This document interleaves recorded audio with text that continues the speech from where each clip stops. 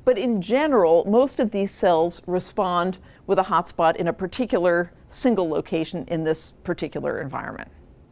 Okay? Did you have a different question about that? Yes. So that all depends on the rat being conscious of the fact that it's in that place. If the rat was anesthetized, or if he was, blindfolded and you passively moved him around in that space and he had no idea, no way to tell where he was, that wouldn't work. However, if the rat knows the environment and then you do this in a darkened room where he's actively locomoting around, these things will still work pretty well, because rats are very good at keeping track of where they are, even without visual cues, if they know the environment. They'll have other cues, like tactile cues, and they will know how far they went in each direction. Remember I talked briefly about the Tunisian ants doing dead reckoning, right? Keeping track of their vector and speed at each moment and integrating the whole thing to know where they are. That's called dead reckoning. Rats are pretty good at that too. Another question over here? Yeah. For the play cells, do they have like a map as well, like branch off? We'll get there. Great question. We'll get there. I'll just give you the answer. No, they don't. It's too bad. They could have. They could have been all organized, but it's actually a little complicated. How would you organize them? Then what if you learned more stuff off of the edge of space? Well, what if you had a whole other piece of your hippocampus? It would be inconvenient. So maybe that's why it doesn't work. Whereas with visual space, your retinotopic information always stays the same. We don't have to suddenly add a whole new part of retinotopic space, thereby screwing up our retinotopic maps in the brain. I'm just making that up as a possible reason. I don't know if that's why. Yeah. What's sorry, behind you, David? Tell me your name. Jessica. Yeah, right. Hi. So I was wondering, if you're in a smaller space comparatively, or a bigger space, right? Will the areas of these specific place cells that what they're mapping to, will they also scale up or down? It's a great question. I don't know the answer. My guess is they'll scale according to the space, right? So if my fake place cell field that I just acted out over there is maybe 5 feet across, if I was then confined to a little space, you'd probably have smaller ones for that space, but I don't know. Let me say a little bit more about this. So just to cash this out, the place field is the location in space the animal has to be to make that hippocampal cell fire, okay? So let's distinguish that from a receptive field in visual cortex, which is a similar idea but a different one. A receptive field in visual cortex is the location in the visual field where a stimulus has to be to make a visual neuron fire. Not where the animal itself has to be, where the stimulus has to be. Okay, so keep those ideas separate. They're related but different. Okay, so what about, we and rodents tend to go around mostly on a 2D plane. That is, we have buildings and trees and stuff. We sometimes go up in the z-axis, but mostly we live in a 2D plane. But that's not true of all animals. So recall the bat that I mentioned last time, these amazing flyers and navigators who fly in 3D in complicated trajectories and yet have amazing abilities to keep track of where they are over 30 to 50 miles that they fly at night, and even as they change their orientation. Well, it turns out that in the hippocampus of bats, there's a bunch of work where people have put remote, what do you call these things? Recording devices on bats where you can remotely record neural activity in the hippocampus as the bat flies around. And turns out that bats have place cells too, and their place cells, as they also can do this in a lab environment where they're flying around and you keep track of their location with cameras, so you know exactly where they are in 3D space. And it turns out that place cells in bats are three-dimensional, because bats live in a three-dimensional world. So whereas these would be a bunch of kind of schematized place cells of different hippocampal cells in a rodent, these are different place cells for different hippocampal cells in a bat. Make sense? Bats need this. They need to know. Not making sense? Okay, so the bat is moving around in 3 dimensions. Its place field isn't just like the one I did there. I can't act this out because I can't fly. But that place cell might fire over in that location, but then if the bat flew directly above it, it wouldn't. So it's got 3 dimensions, okay? Okay, so I said before that I had one of those and I acted it out, but what's the evidence for that? that evidence in humans came way after the evidence in rodents, because as you can imagine, it's harder to arrange to record from individual neurons in human hippocampuses.